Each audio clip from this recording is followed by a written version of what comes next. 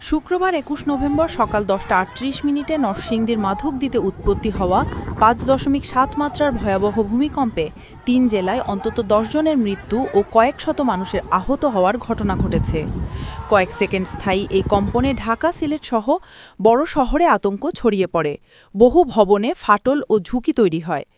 এর পরদিন শনিবার সন্ধ্যা ৬টা ৬ মিনিটে ঢাকায় আবারও ৪.৩ মাত্রার ভূমিকম্প অনুভূত হয়, যার উৎপত্তিস্থল ছিল ঢাকার ভাড্ডায়। বিশেষজ্ঞরা বলছেন, সম্প্রতি হওয়া মাঝারি মাত্রার ভূমিকম্পই বড় ঝুঁকির আগাম বার্তা। সাধারণত কোনো অঞ্চলে ১০০ থেকে ১৫০ বছরে একবার বড় ভূমিকম্পের ঝুঁকি তৈরি হয়। আমাদের আশেপাশে সর্বশেষ বড় ভূমিকম্পটি ঘটেছে প্রায় ১০০ বছর আগে, তাই নতুন করে বড় ধরনের ভূকম্পনের আশঙ্কা উড়িয়ে দেওয়া যায় না। তাদের মতে দেশের সবচেয়ে ঝুঁকিপূর্ণ অঞ্চলগুলোর একটি হল সিলেট। ভূতাত্ত্বিক গঠনের দিক থেকে সিলেট অত্যন্ত স্পর্শকাতর, কারণ ভারতের মেঘালয়ের ডাউকি ফল্ট, যেখান থেকে ১৮৯৭ সালের ভয়াবহ ভূমিকম্পের উৎপত্তি হয়েছিল, সেটি এখনও সক্রিয় রয়েছে। এই ফল্টে দীর্ঘদিন ধরে চাপ জমতে থাকায় ভবিষ্যতে বড় ভূমিকম্পের সম্ভাবনা আরও জোরালো হচ্ছে।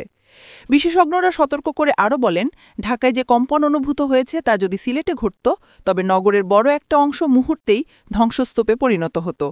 কিন্তু এত ঝুঁকি থাকা সত্ত্বেও সিলেট সিটি কর্পোরেশন সহ সংশ্লিষ্ট প্রতিষ্ঠানগুলোর প্রস্তুতি ও ঝুঁকিপূর্ণ ভবন অপসারণে কার্যত কোনো কার্যকর ভূমিকা দেখা যাচ্ছে না।